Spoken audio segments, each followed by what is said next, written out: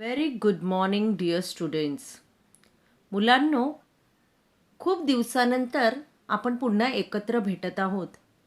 तर मुलांनो, आज मी तुम्हाला तुमच्या अभ्यासक्रमातील एक अतिशय महत्त्वाचा टॉपिक म्हणजेच अपठित गद्य, अनसीन पैसेज जिसे हम कहते हैं, जो आपको एग्ज़ाम में 4 मार्क्स के लिए आने वाला है.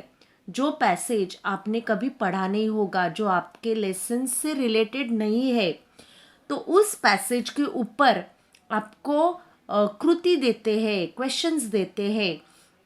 तो वो कृति कैसे सॉल्व करने का या किस प्रकार से आंसर लिखने का, इसके बारे में हम लोग इस वीडियो में देखेंगे. आपको जो क्वेश्चन बैंक दिए उसी में से मैंने पैसेज लिया है.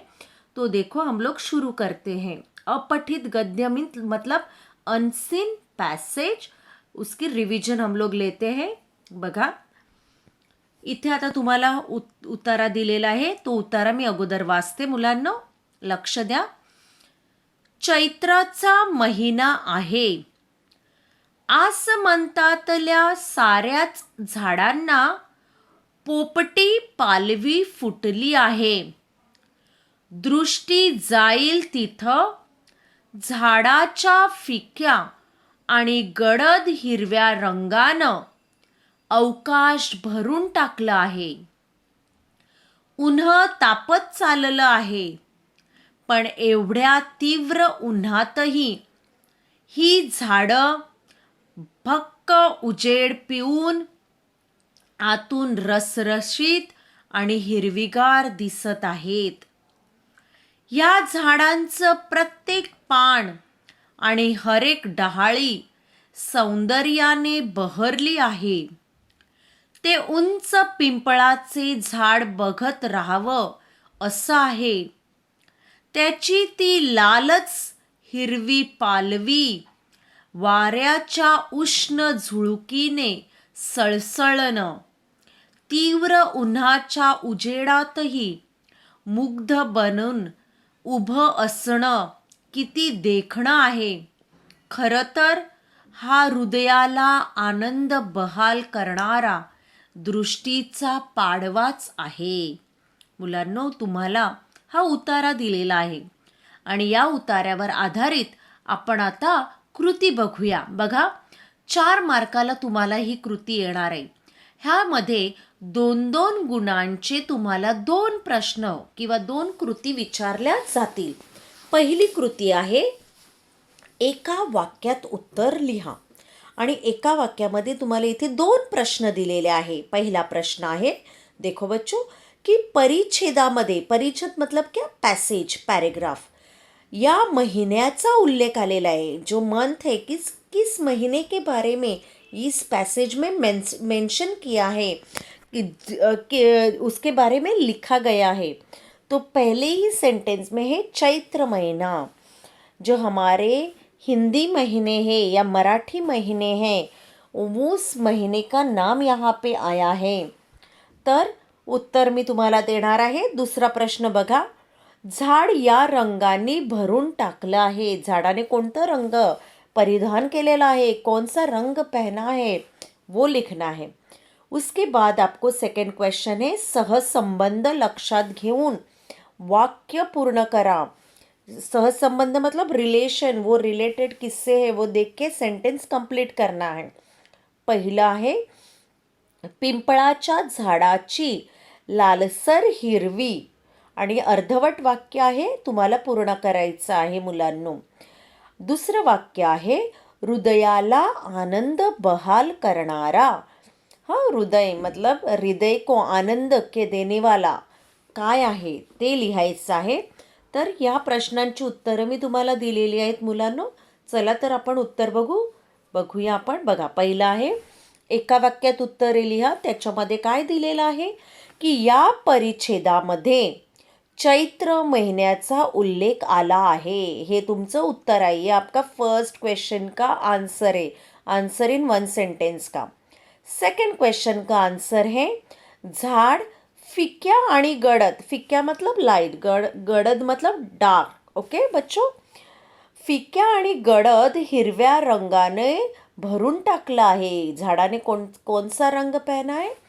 लाइट और डार्क ग्रीन कलर. ओके, तो ये आपके 2 आंसर हो गए फर्स्ट क्वेश्चन के. अभी सेकंड क्वेश्चन बच्चों, यहाँ पे देखो, सहसंबंध लक्षात घेऊन वाक्य पूर्ण करा. ये आपको 2 मार्क्स के लिए क्वेश्चन है. पिंपळाच्या झाडाची लालसर हिरवी पालवी वाऱ्याच्या उष्ण झुलुकीने सळसळते. ये आपको आंसर लिखना है बच्चों. हृदयाला आनंद बहाल करणारा दृष्टीचा पाडवाच आहे. गुड़ी पाडवा की तरह. दृष्टि मतलब नज़र का. ओके, तो ये हो गया आपके आंसर बच्चों. तो ये पैसेज, उसके क्वेश्चन एंड आंसर आपको नोटबुक में लिखने हैं. और एक मैंने पैसेज दिया है बच्चों, यहाँ पे देखो, मी तुम्हाला पहिल्यांदा हा जो पॅसेज आहे तो वाचून दाखवते बघा. दुसऱ्या माणसाशी असलेलं आपलं नातं ही खरं तर किती महत्त्वाची गोष्ट आहे. बहुतेक जण परस्परांमधल्या नात्याबाबत गंभीर नसतात, कारण ते आधी स्वतःचा विचार करतात आणि नंतर दुसऱ्यांचा विचार करतात. दुसरे आपल्यासाठी सोयीचे असतील, सुख देणारे असतील किंवा आपल्या विचार भावनांना अवकाश देणारे असतील तरच आपण त्यांना विचारात घेतो. बऱ्याचदा आपल्या दृष्टीने नातं ही एक अंतरावरील गोष्ट असते. आपण एखाद्याशी नात्यानं जोडलेलो आहोत म्हणजे त्यांच्यात गुंतलेलो आहोत, पूर्णपणे सामावले आहोत असा अनुभव म्हणूनच आपल्याला येत नाही. खऱ्या नात्यामध्ये संवेदना मतलब सेन्सिटिव्हिटी, ओके, विखुरलेली विभागलेली नसते. एकात्म असते. एकात्म म्हणजे एकत्र असते, एकी असते. मात्र आपण नात्यात संवेदनेचे वेगवेगळे स्तर, अलग अलग स्टेजेस, स्तर मतलब क्या, स्टेजेस अनुभवतो. तो ये पैराग्राफ है. एक दूसरा पैराग्राफ बच्चों मैंने आपको जो क्वेश्चन बैंक दी उसी में से लिया है.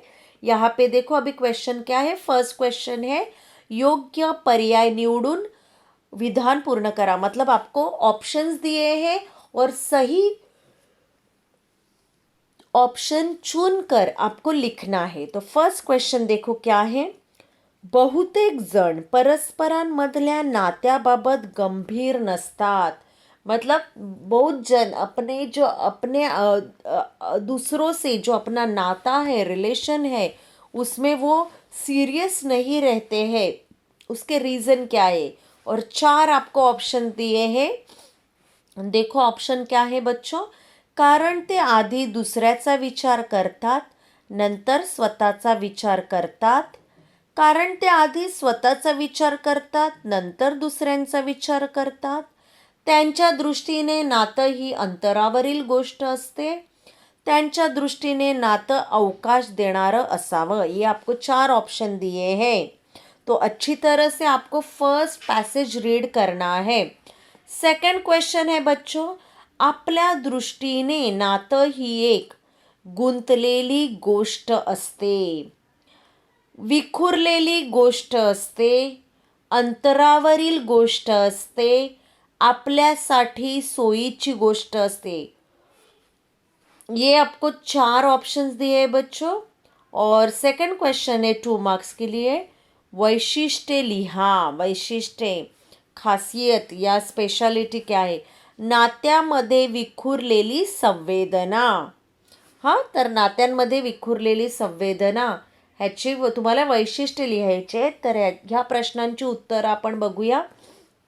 बघा, योग्य पर्याय निवडून विधाने पूर्ण करा. तर फर्स्ट वन का आन्सर, बहुतेक जण परस्परांमधील नात्यांबाबत गंभीर नसतात, कारण ते, ये आपका आन्सर है, कारण ते आधी स्वतःचा विचार करतात, नंतर दुसऱ्यांचा विचार करतात.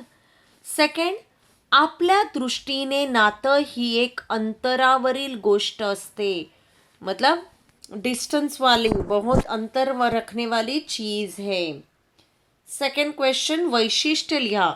नात्यांमध्ये विखुरलेली संवेदना, नाते मतलब रिलेशन में स्प्रेड हुई सेंसिटिविटी क्यों नहीं है, संवेदना के बारे में हमें लिखना है.